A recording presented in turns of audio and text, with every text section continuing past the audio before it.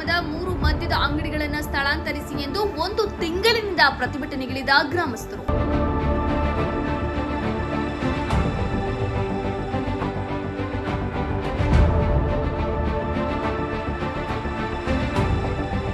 ಒಂದು ತಿಂಗಳಾದರೂ ಜಿಲ್ಲಾಧಿಕಾರಿಗಳು ಪ್ರತಿಭಟನಾ ಸ್ಥಳಕ್ಕೆ ಆಗಮಿಸಿಲ್ಲ ಎಂದು ಪ್ರತಿಭಟನೆಗೆ ಇಳಿದ ಗ್ರಾಮಸ್ಥರು.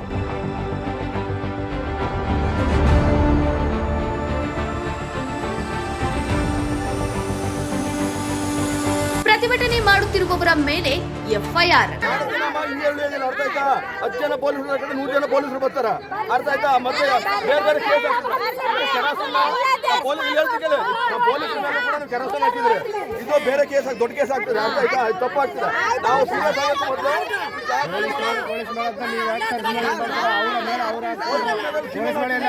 ಎಫ್ಐಆರ್ ದಾಖಲಿಸಿದ ಸ್ವಲ್ಪ ಸಮಯದಲ್ಲಿ ಮಾಟಳ್ಳಿ ಗ್ರಾಮದಲ್ಲಿ ಪ್ರತಿಭಟನೆಗಿಳಿದ ಮಹಿಳೆಯರು 50ಕ್ಕೂ ಮೇಲ್ಪಟ್ಟ ಮಹಿಳೆಯರು ರಸ್ತೆ ಮಧ್ಯೆ ಟೈರ್ಗಳನ್ನ ಸುಟ್ಟು ಹಾಕಿ ಆಕ್ರೋಶ ವ್ಯಕ್ತಪಡಿಸಿದ್ರು.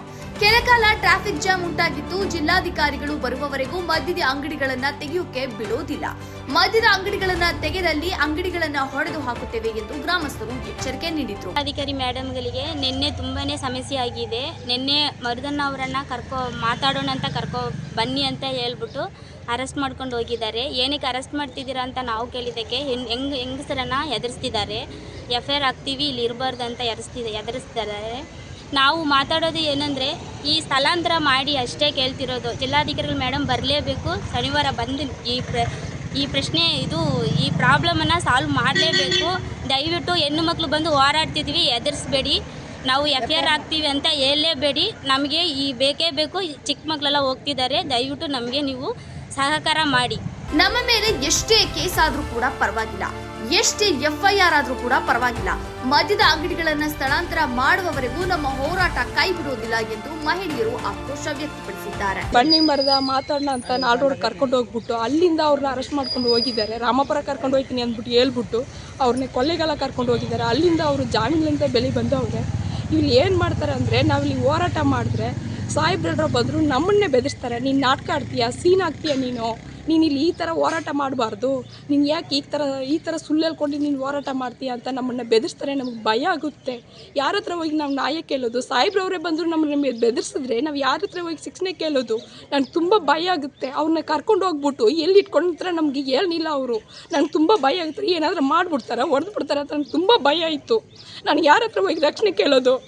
ನೀವು ಬರಲೇಬೇಕು, ಬಂದು ಈ 3 ಬಾರ್ನ ಸ್ಥಳಾಂತರ ಮಾಡಲೇಬೇಕು. ನೀವು ಶನಿವಾರ ಖಂಡಿತವಾಗಿ ಇಲ್ಲಿ ಬರಲೇಬೇಕು.